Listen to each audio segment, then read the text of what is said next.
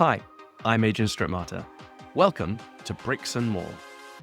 I'm the CEO and co-founder of SAENTYS, a global creative consultancy specializing in destinations, real estate, and the hospitality sector. Bricks and More is all about exploring how to generate, unlock, and maximize real estate value. Our mission is to challenge outdated and limiting notions of how this is done. In each episode, we talk to top professionals to uncover innovative strategies that drive short, medium, and long-term gains.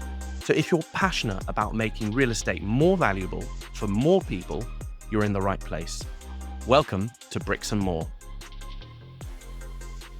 Real estate today isn't just about square footage or square meters, transactions or yields. It's about creating destinations that inspire, empower, and deliver lasting value, financially, socially, and culturally.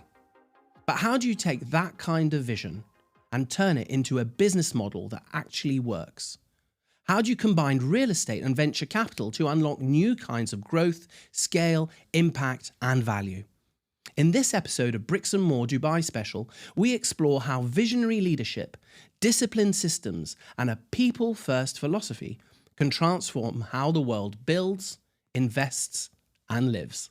As such, I'm absolutely thrilled to welcome Zeeshaan Shah, founder and chairman of the One Group, a global real estate and venture capital group shaping over $2.5 billion worth of projects worldwide. A multi-award winning entrepreneur, Zeeshaan has delivered over 3,000 properties and built the One Group into a platform known for extraordinary destinations that blend innovation, design, and more importantly, human connection. Beyond business, he is a Founders Circle member of King Charles III British Asian Trust, reflecting his absolute deep commitment to purpose, empowerment, and leaving a positive legacy. So let's dive straight in. Z, thanks ever so much for coming on Bricks and More Dubai Special. Thank you so much for having me. It's really great opportunity to talk about your journey, the One Group that you founded. So you've really been active at a global level now across sort of real estate and other sort of ventures. What was the start? What brought you here, basically? Well, it's interesting. I was at university, and whilst I was at university, I took on a part-time job, and that was for this phenomenal company called Phones for You, John Cordwell's company. We worked for John. Oh, have you? Yeah, we got something in common. Yeah, exactly. Oh, it's good. Kicking off. That's great. Small world, small world. So, and I got a job as a salesperson there. Mm-hmm. I used to go to university in Nottingham, but I'm originally from Doncaster. And I started a job in the summer, and they gave me a job at Sheffield Meadowhall, which is like the marquee shopping centre, shopping mall of Sheffield, or even Yorkshire, basically. And this was their flagship store. So they had like something like 30 sales desks in there. Many people who don't know Phones for You, they just assume, oh, it was a phone shop. But this was a real hardcore, well-oiled sales machine. Okay. And the first month I got there, I applied at the beginning of the summer. By the time I got the job and went through the training, they've got extensive 2-week training, right? I actually only had a month left before I had to go to university. So I needed money very quickly. And the day I got there, the first day, I looked at the screen and they had this thing called the Top Earners Bonus Scheme. And there was top 10 people in the company who basically would get a bonus out of 1,500 salespeople. Okay. So I asked my manager, I said, what is that Top Earners Bonus Scheme? And he explained it to me. And they had that sort of £1,000 bonus, and you went down to £500 bonus. But I calculated that somebody who's in there is making around about $6,000 in a month with their salary, commissions, plus this bonus on top. That's the bonus. And that's what I needed, right? So I said to my manager, I was like, I need to get in that Top Earners Bonus Scheme. He's like, sure, you work hard and over time you'll get in there. I was like, I need to get in there this month, right? And he started laughing at me, literally started laughing at me. He said, you can't do that. I said, why? He said, because you've got like all these people who've been working here for years. They start their month off with 50 renewals. Right? They've got 50 people's contracts coming back because they're selling phone contracts basically, right? That's how you got your renewals. And they've already got 50 renewals coming in and 60 and 70, they've got business accounts. No way you haven't got a single client, right? And it was my first sales job ever. I've never ever worked a sales job, right, before that. I was like, okay. Anyways, I thought, I'm going to give it a shot, right? That's what I need to get to. And in that first month, I ended the month as number 4 in the entire company. So I hit that top earners bonus scheme in my first month, To the surprise of the... which had never been done Never been before. done. Never been done before. It was just like everyone thought it was absurd. That one of the top salespeople in the entire company was in my branch. Mm-hmm. He got put to shame. Like, he was so far behind me that halfway through the month, he just stopped. It was his worst month ever. And he because had he got so renewals. demotivated by me coming in and doing this that he actually just gave up for the month. Oh. Right? Yeah, it was quite weird. We were friendly though, me and that guy.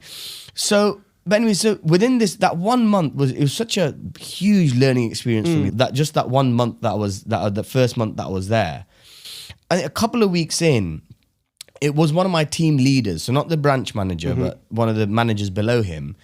He said to me, probably 2 or 3 weeks, he said, "Z, you're too good for this," right? I was like, okay. And that really sat with me. I was like, I'm too good for this. Shit, that's not good. Like, I started this job and I'm doing well, and he's saying I'm too good for this. This gives me a new problem. Like, what do I do? Anyway, I went off. I went back to university. I got great recognition. They had this a couple of weeks in. They had the annual award ceremony, and it's the top 100 or 50 performers that get invited there. They invited me there. The sales director for the whole group invited me onto stage and said, "We've got this young star who's doing things that have never been done before, blah, blah, blah. Call me up onto stage." And obviously for me, going back after that whole experience, I went back to university and then I went part-time with them. It gave me a lot of confidence. And I was like, this is quite interesting. So what was your secret sauce then? What was the thing that you were... Because if you look at that situation, and I think that's, as you're saying, student jobs always a great trait of character. I worked at the check-in desk at Geneva Airport, and that got me to teach how people react under stress. Yeah. So what was your secret sauce? What was it that you were doing in terms of talking to people and convincing them and having that maybe human warmth or that ability to talk to them that was getting you there? I think number one is that I understood their sales process back to front, right? The method of what we were able to do was effectively buy people out of their contract. So that's how we positioned it. So let's say you've got 6 months left on your contract. I would have a budget of £150 that I can pay back to you to get you out your contract. But we wouldn't tell you that. What I'd say to you was that, look, if I could buy you out your contract and get you this brand new phone that you want, would you go for it? Would you change? Yeah. You'd be like, yeah, of course I would. You'd be like, boom, I'm doing it for you, right? I added my own strategies to it, but effectively I used to play that game so well that I'd mastered that game. So that was number one. I just understood their sales process. So what I always was great at is just common sense. Just common sense, just understanding, okay, what is my real USP that I've got here and how do I maximize that USP? That one thing. Second thing is building rapport with people. And rapport means, for me, it means trust and likability. Trust, likability. Now, what does trust mean? Within trust, you also get respect as well. There's no point, and I tell often when I don't lead sales teams anymore, but when I used to lead my sales teams, I used to tell them, don't speak to a client or meet a client and just start talking about football, and because you two both like the same club and you think, oh, he likes me now.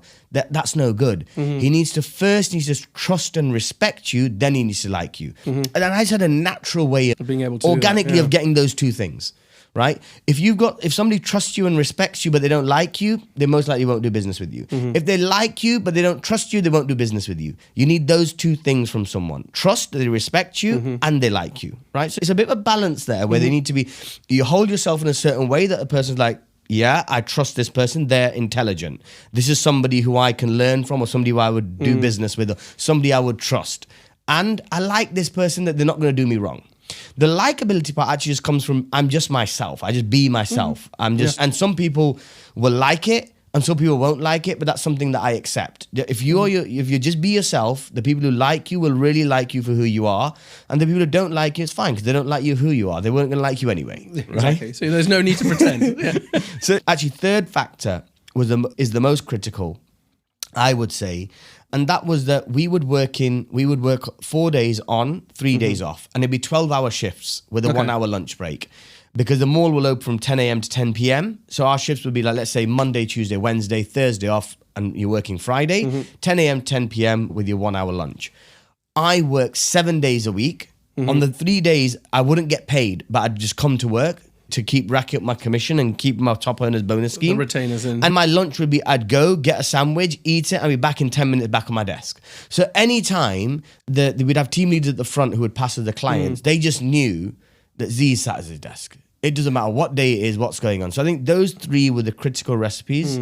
Was the working hard, was that understanding their sales process and mastering it, and having that rapport with clients. But coming back to the story, so then I went back to university, and I didn't finish university. I left university at the end of that year, which was my second year. And when I left, I was like, well, what do I do now? And I remembered what that manager said to me. This is too good for you. Yeah, this is too good for you. So I said, I know one thing, that I'm too good for selling phones, and I know I'm good at selling. What is the most expensive thing that I can sell? And there we have it. Property. Trust, likability, drive. Yeah, okay, we're there. Yeah, excellent. And this was 2006, 7. I think probably end of 6 or beginning of 7, something like that, right? And okay, Dubai interesting real estate time as well. Yeah, Dubai real estate market was booming. It was pre-financial crisis. Yep. Okay. And the first job I got was with Damac.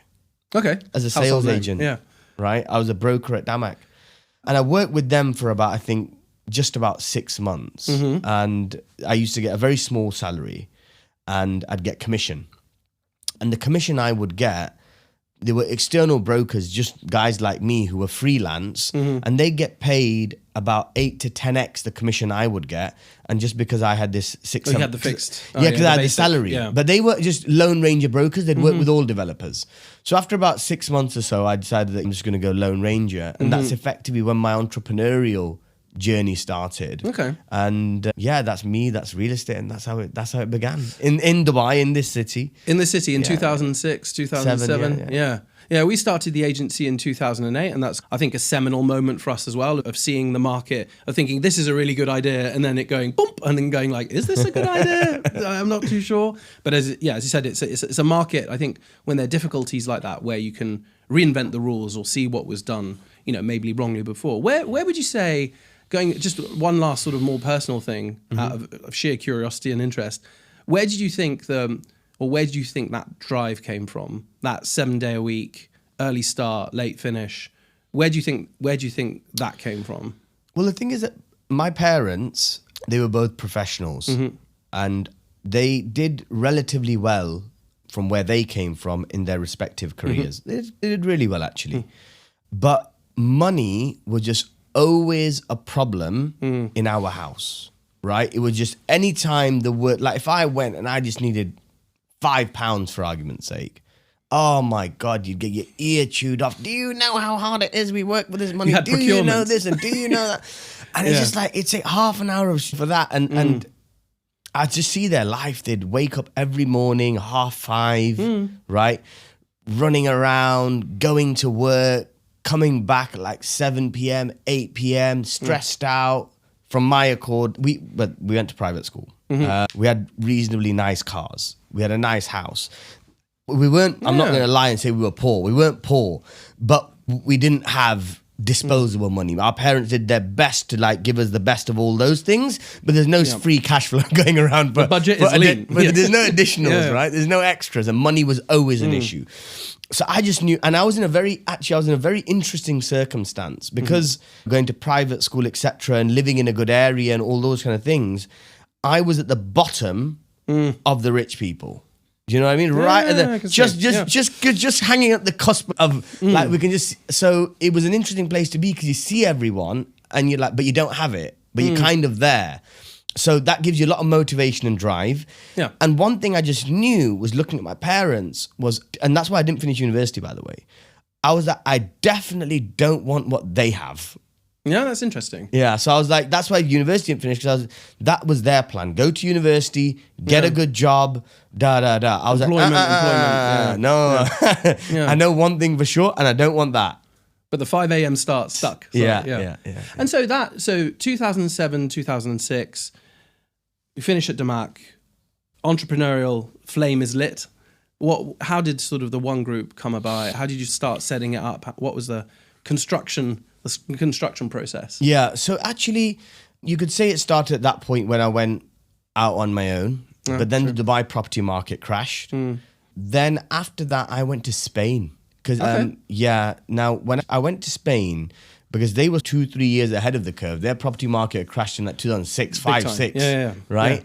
Yeah. And somebody that I'd met over the years being in Dubai, over the year, 2 years that I was here at the time, was out there working with the banks and working on like repossessed properties, right? Just selling them on. Yep. So I went to Spain and I was there for probably about just shy of a year, and I set up a company over there with him. And we hired a sales team, etc. And we were basically selling those bank properties onto like end users. So that is where you could say it started from. Eventually, I left Spain then, and I came back to Dubai.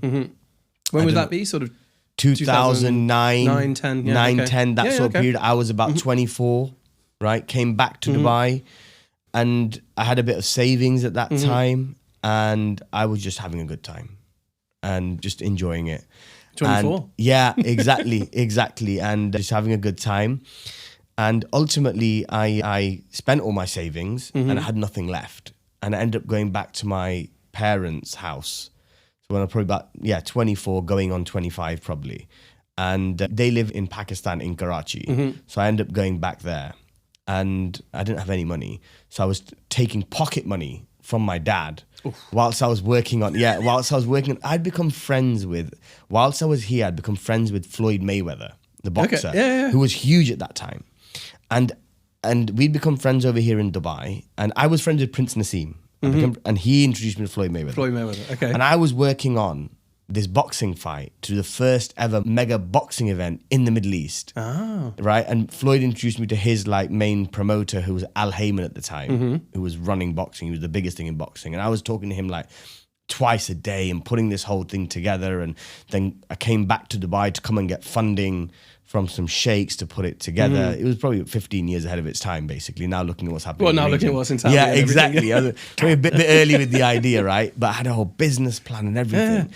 Whilst all this is going on, I'm taking money from my pocket money from my dad. And he's like, what the F are you talking about? Who is Floyd Mayweather? You don't have a penny to your name. You're talking about doing a boxing fight and paying this guy Go back to uni. 20 million, right? What are you doing? Like, this is absurd. You're Where's this going? It doesn't exist. Like I think you're cooking up stories, right?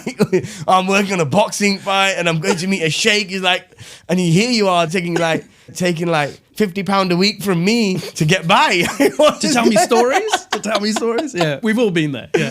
So what happens is that one day he came to me, and it's like a Friday evening, I think, or a Saturday, one of the two, something like that. And anyways, he booked me a ticket, one-way ticket to London.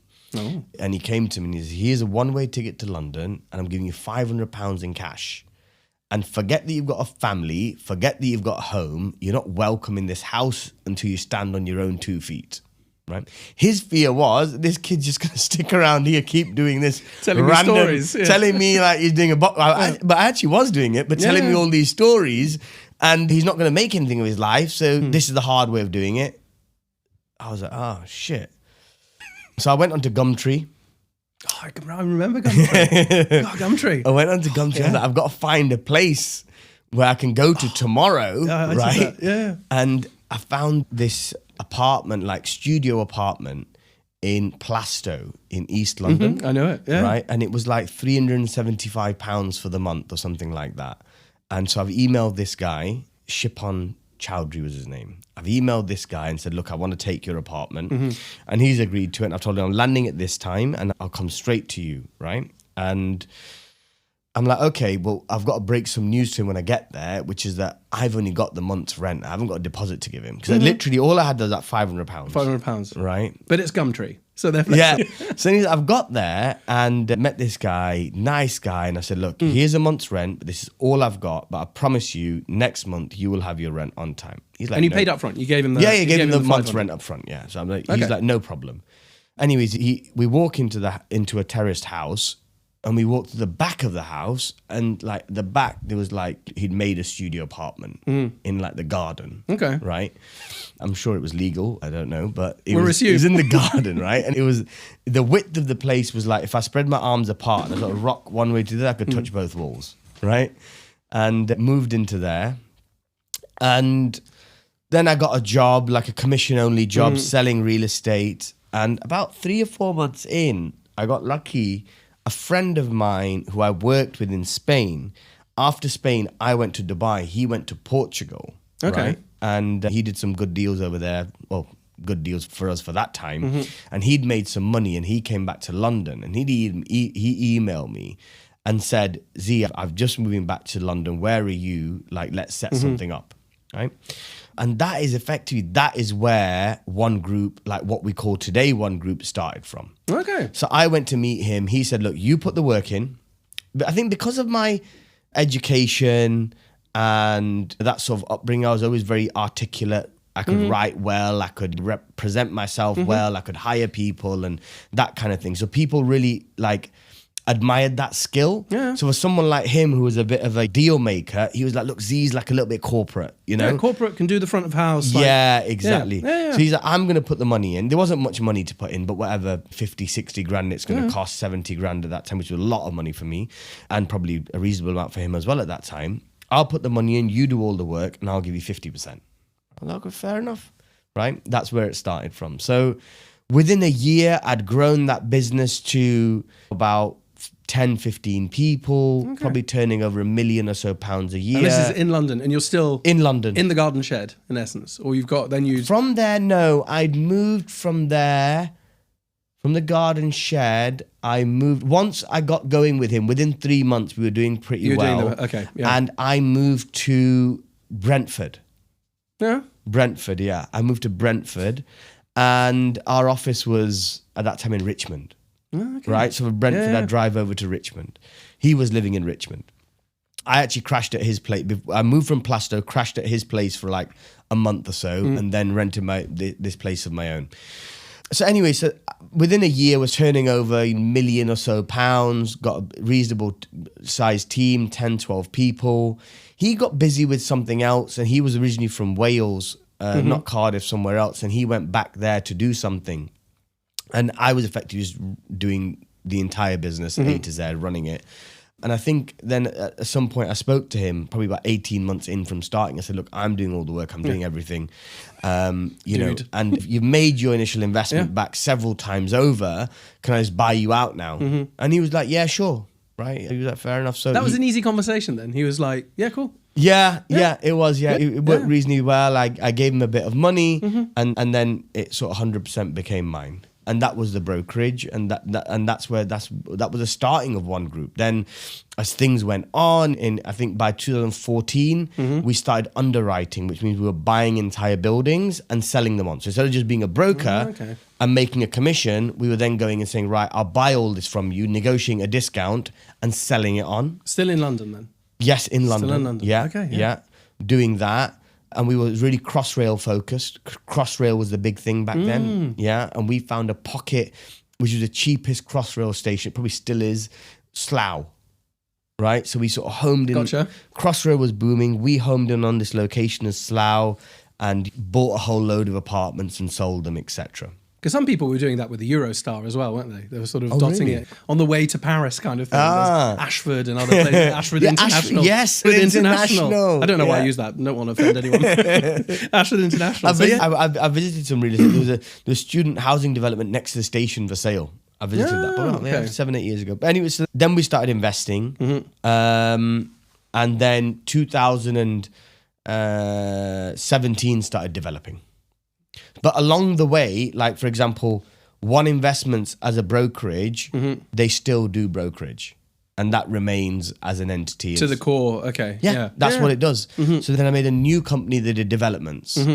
Yeah, so that's how the group became One Investments, One Homes, the development arm. And then One Capital was formed in the last 7, 8 years. That's more so excess cash flows, profits, we use that to invest. To reinvest. Into different, like we've got 20 plus venture investments in different companies. Just exciting different concepts and all sorts we invest into.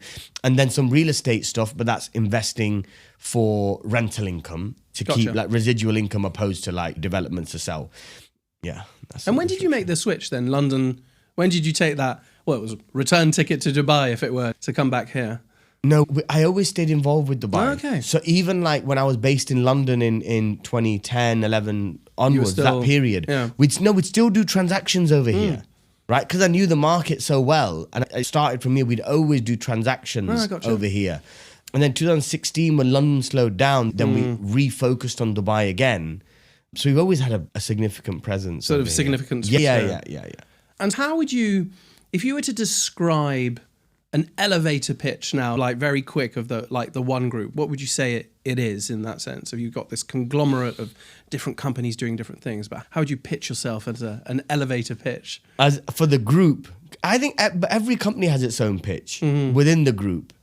So I said, but if I was going to say elevator pitch for the group level, we're a diversified, real estate focused development and investment firm. Yes. It's super clear. Yeah. Some people always struggle in doing that, so this is really clear. The podcast really, the way we wanted to develop it was to focus around the key notion, which I think we're all involved in our different ways. We do obviously the brand and the marketing, and we're working on some great projects with you guys, is how do we unlock value? What would be your definition of value, and how do you unlock it? And how do you take a property from A and then bring it to Z and have that sort of that unlocking mechanism? What would be your definition and how you unlock value in real estate? And is it still possible? Because some people grumble that it's not. I think for me, my approach to business, and this is something that I teach my kids all the time now as a core principle, business entrepreneurship is the process of solving problems. And that is the ethos that I take into every business and every project that I do. So now when I translate that into luxury residential real estate, which is the core of our portfolio right now, what that means is solving the problem is effectively improving standards of living. So that's where we start from. That's our base point. When I'm looking at a new opportunity, when I'm looking at a new piece of land, or I'm looking at a building that we're going to reposition, it's like, okay, how do I enhance people's lifestyles with this? Is it even possible in this location? Does the magic formula of mine that I want to create better lifestyles, does it even work in this location? So sometimes you say no. 100%. Or it's like, for example, our latest project, which is on Al Marjan Island, we looked at several parcels of land. In the end, the one that we chose it had parks on either side. It's on the beachfront, and it's got parks on either side, which means we got open views for all of our units. We've got nothing that faces the back. Everything faces the sea. And the orientation is the sunsets in front of it. So it's those small details that, okay, we could have a plot on the other side of the island as well, potentially, I'm just saying, or on the next island. But it's those small details that when we have that North Star of improving lives, that we want to create a better lifestyle, I'm like, okay, well, when I sit on the beach, I don't want the sun setting behind me. I want to see the sunset in front of me, right? So it's those little small details that start from the very early stage of the process. The DNA of the project is how we create value. And then when we appoint our designers, and because we spent so much time on our land acquisition, we've already got a bit of a story in mind of where this is going and how it came about and what the key ingredients we've got to capitalize on are. Then when we're selecting the architects and the consultants and the design partners working with, we're already looking at, well, this is the direction we want to go in. Who are the best in the world that have done this before? Right? So going to another development of mine, it's called One Canal, which is just completing now. We chose an architect out of Miami called Kobe Karp, who's like this celebrity architect who's done like all the branded residences over there, etc. And we brought him in because of previous projects that he'd done, so we could bring some of his magic onto into our project. Exactly, yeah. So for us, I think the way I look at real estate, we look at real estate as an organization, it's a little bit different. And the very DNA, the beginning is, how do we improve people's way of life? I think what's really interesting about that is that and this is something that we've been banging on for a while, but I think the real thing is that then allows you to have an approach which is universal to real estate, because it is all about how are people going to occupy the space and how are you going to make it better for them? In terms of that human-centric approach, we're seeing it being involved more and more now into other asset classes as well, of saying, you know, our property brochures, even if it's for an office or a logistics center, are looking more and more like HR brochures because it's about the people and how they're going to occupy it. Do you think that's been enhanced in the last couple of years, maybe post-COVID, and the way that people are looking at themselves and how they occupy space?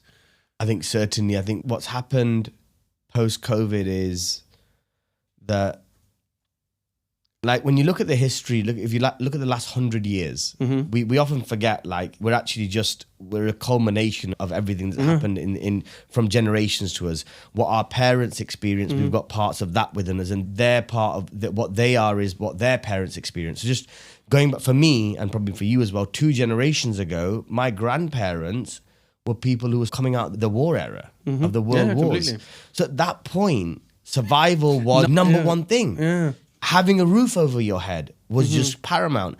Having food on the table was paramount. Then I think my parents was in that mid-generation, right, where they're like, okay, no, we're not going to get killed tomorrow morning, right? Yeah. We will stay alive, right? But still, that survival of monetary survival was just coming about. And now we're a very comfortable generation, right? And like, we've got everything. Everything is there. Life is comfortable. We don't have that survival problem of food on the table, of water, of starvation, of wars there is wars, danger, but not exactly. Yeah. So people's mindsets have shifted, but I think they hadn't fully shifted. But what happened when COVID happened was that people had a real shift in their mindset that we're not in danger zone anymore. Yeah. And I can actually enjoy my life because everyone was given this threat.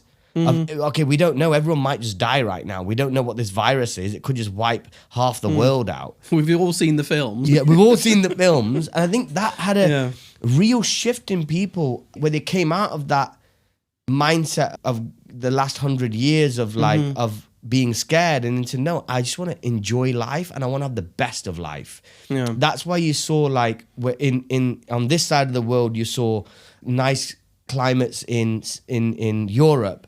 And like Dubai, for example, boom. Yeah. Versus, or even like the Spanish market coming back, Spain, with a vengeance, Italy, Portugal, Greece, Portugal, Dubai, booming, right?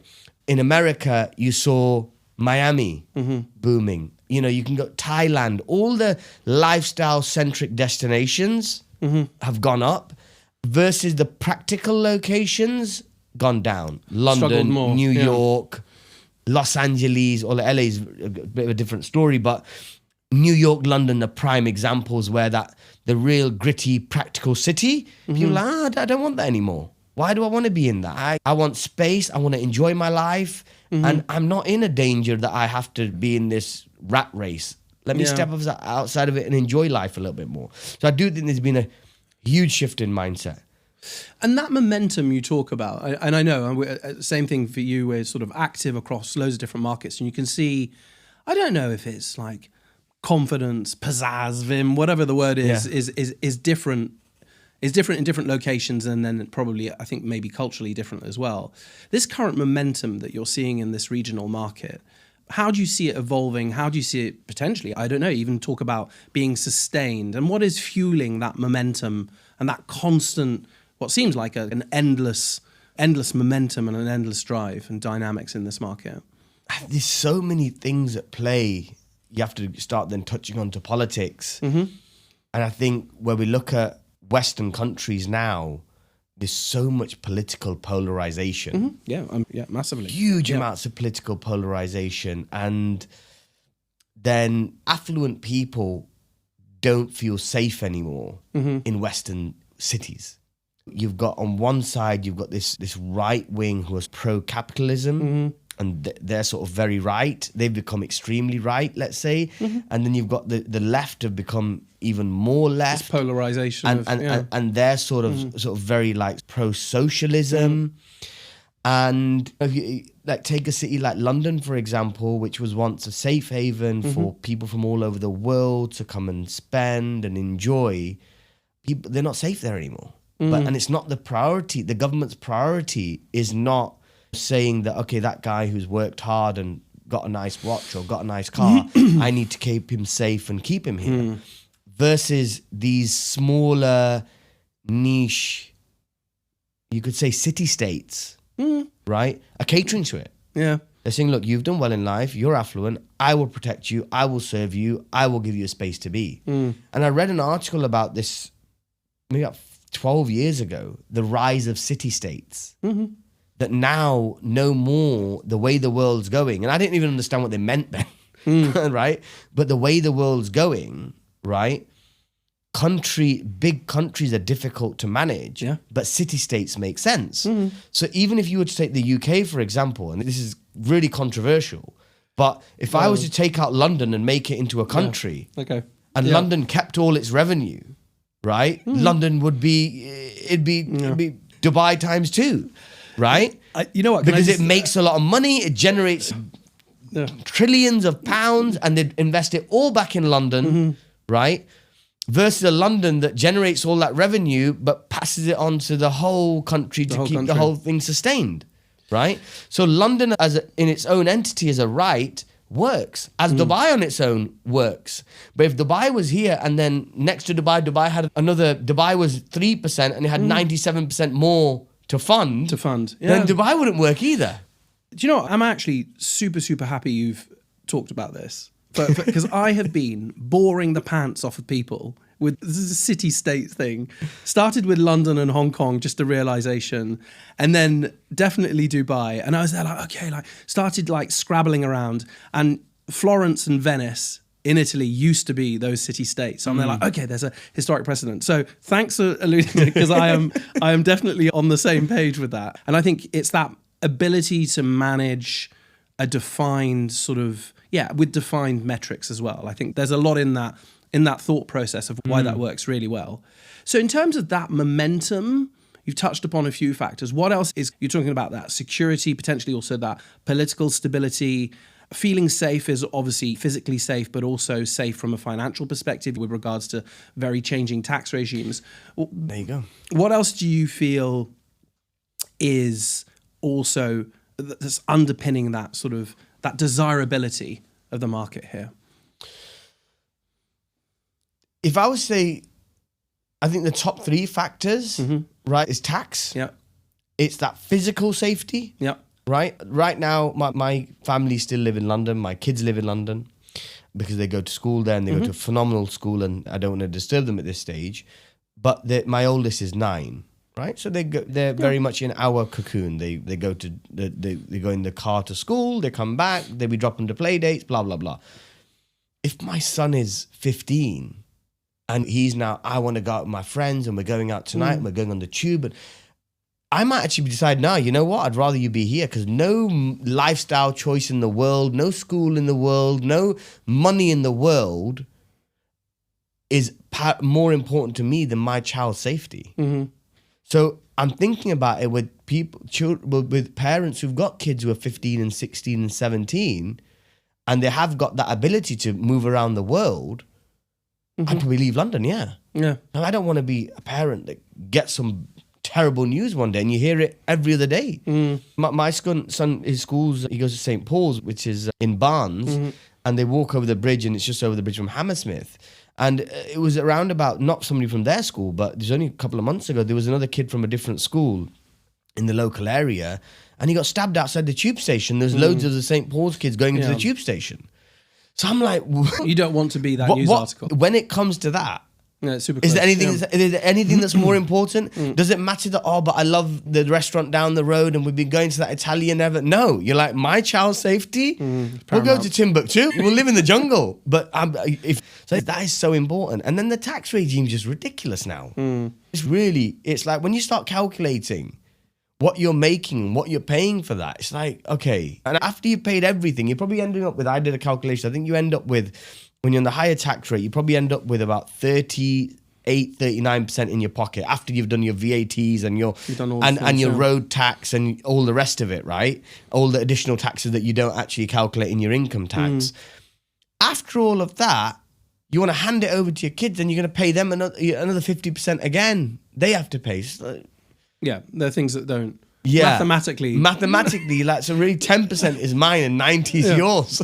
A quick handwritten spreadsheet, and they're like, it's tougher. Yeah. In terms of, so you talked about something before, which is really interesting, about creating these ecosystems around real estate projects, and you've got this market in which you play,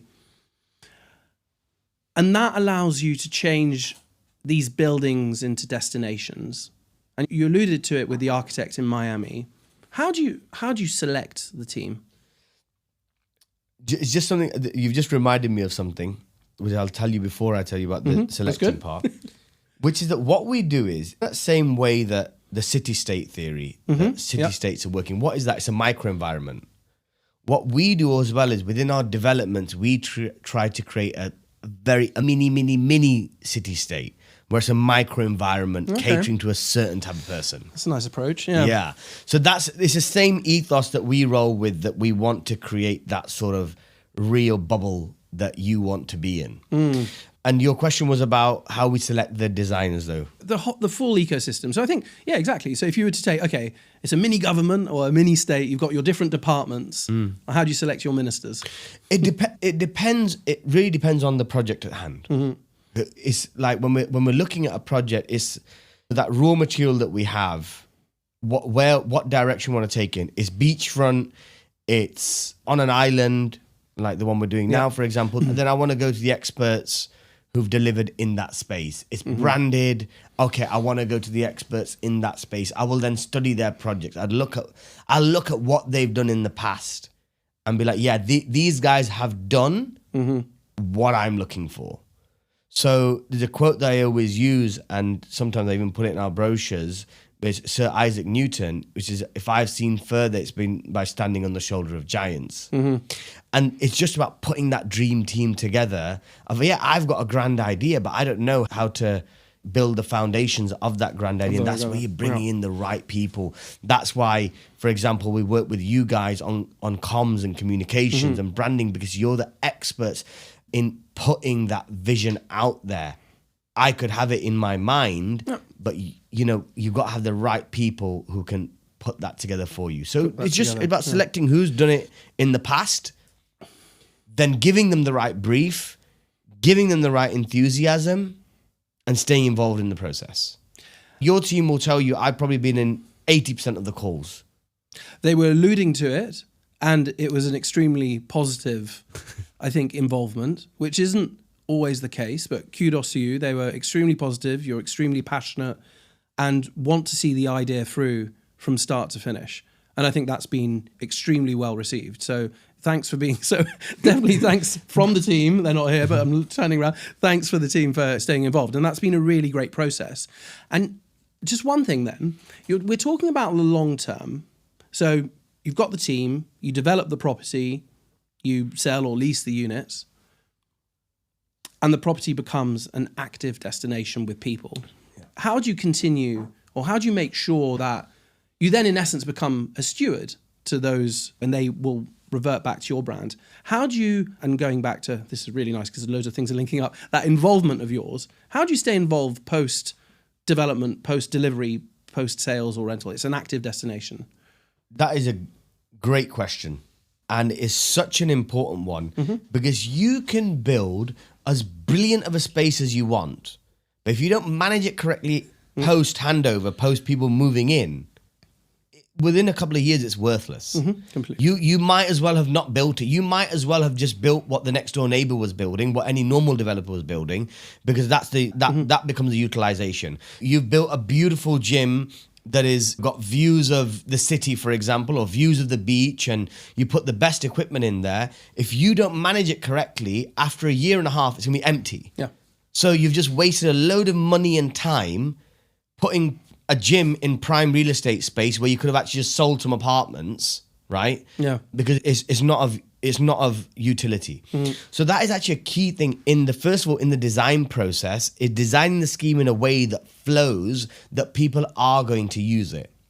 So understanding how people will interact with your space. With the space, yeah. When they're walking in, right, how are they going to be traveling through the building. You want them to experience different things and convenience to be there. As human beings, we're really lazy. If you add, no, really we are. If you put a gym like that is a 3-minute walk from somebody's apartment, the likelihood of them going reduces by like 60%. So every minute you add is basically... It's crazy. So people want a flow of convenience where they feel like I take 3 steps and I get there, and I take 3 steps and I get... It's not physically possible, but you can make it in a way that you feel the things feel like they're all interconnected and you get around seamlessly. So that element is very critical, first of all. But then it's about, like, again, I'm coming back to one of our projects which is completing now, and we've hired a GM from a hospitality background, from a hotel. It's not a branded residence. It's a hotel. That development's not branded. It's our own. But the hospitality, it's but from the guy who's coming from a hotel. hotel, exactly. So that is the thinking that, look, we want hospitality grade services, right? It doesn't matter that we're not renting the rooms out on a daily basis, but we want this managed as a hotel would be managed. And that is what people expect today from luxury living. Luxury is no longer about, I want marble on my wall and marble on the floors and I want gold taps. No. Luxury is a way of living. That's like the latest brand that we've launched is called Elevate. And that's what it's all about. Elevate is when you talk about something, you describe it as elevated. That restaurant is elevated. That way of looking, that's elevated.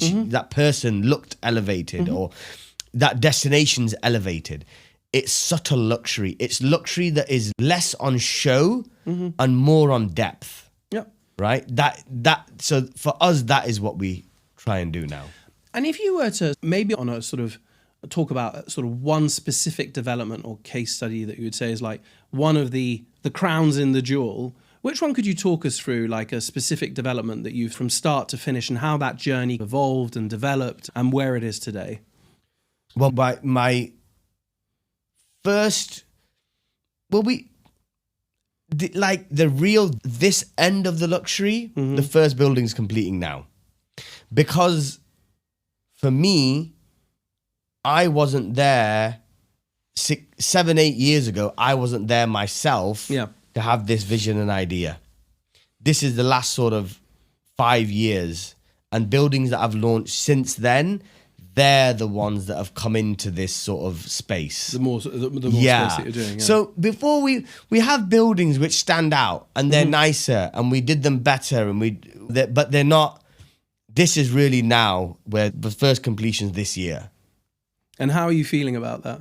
Super confident in terms, excited? Oh, for sure. And see, it's not difficult, right? It's not difficult. It's people just don't have most developers, they don't have the intention of doing it. They look at a project and they say, this is my land cost, this is my construction cost, this is my soft costs, and this is my profit. And they're closing the box the day of the profit. Not everybody, but I'm talking about majority. The day they hand over their project is the day they're done, right? They're like, I've done my job now. There's no more money in it for me anymore. Because post handover, there isn't any money in it for me anymore in that building. But that's not the way I look at it, because that is my brand. That is what is going to, my next project to next project, that is where I'm going to incrementally get more and more value because of how these run. So it's not difficult for someone to go out and say, okay, I'm going to spend some time and interview GMs from hotels, and then I'm going to handpick the right one, and I'm going to communicate my vision to him. I'm going to say, this is what I want you to do. And then I'm going to get him to create SOPs on how to operate this building. I'm going to get him to put together a 5-star team. That money's not going from my pocket. It's the residents living in there, they're paying a service charge anyway. But it's just that little bit of extra time and attention that I'm putting into to curate that whole system.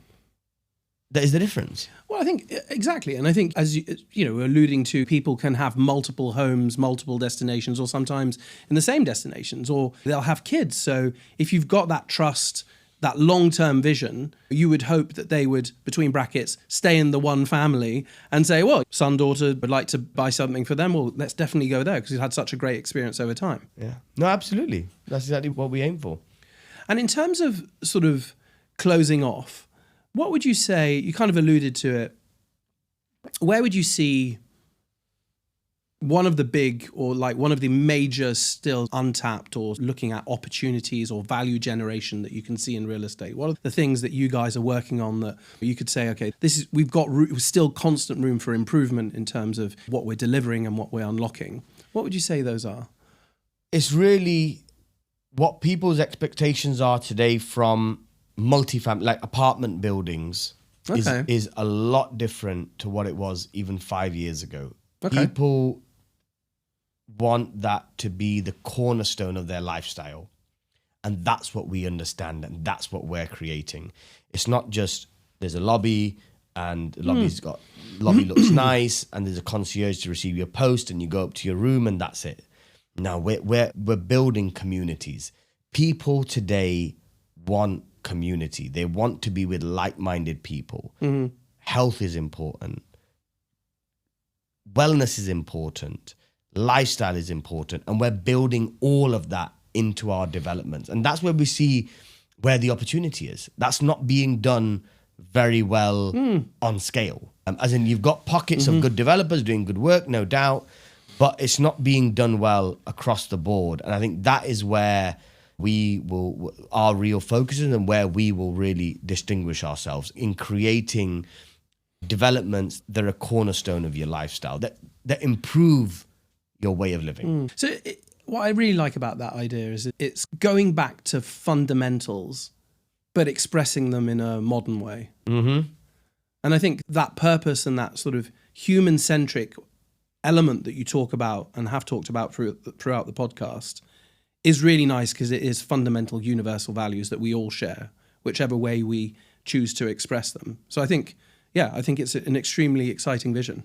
What we've, just to sum up that part, what we focus on is we look at the world's blue zones where people live the longest and healthiest lives, and what are the core elements over there that we can bring in to our developments.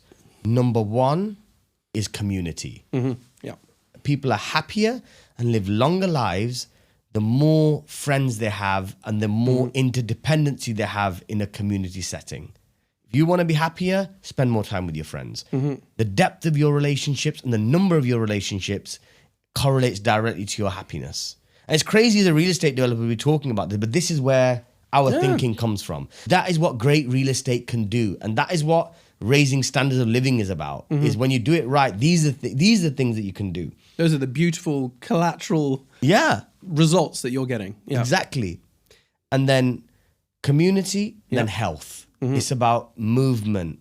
So building in that into your day-to-day lifestyle, having community events, talking about, for example, in the Mondrian that we're doing in Marjan, on the rooftop, we've got a Mondrian Sky Lounge clubhouse. It's got co-working spaces in there. It's got a bar in there. It's got like dining rooms in there and lounge. People can congregate, come together. We've got a recovery zone where you can do your sauna and ice bath and all those great things. We've got an adults pool. We've got barbecue areas. We've got a 10,000 square foot indoor-outdoor gymnasium that faces the beach. We've got yoga and Pilates.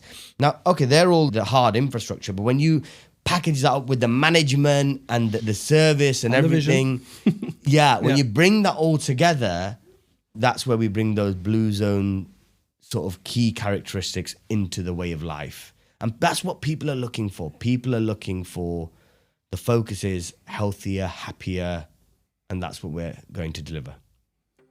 I think you've solved unlocking real estate value for us today, Z. Thanks ever so much for being on the podcast. It's been an absolute blast. I really enjoyed it. Thank you, Z. Thank you.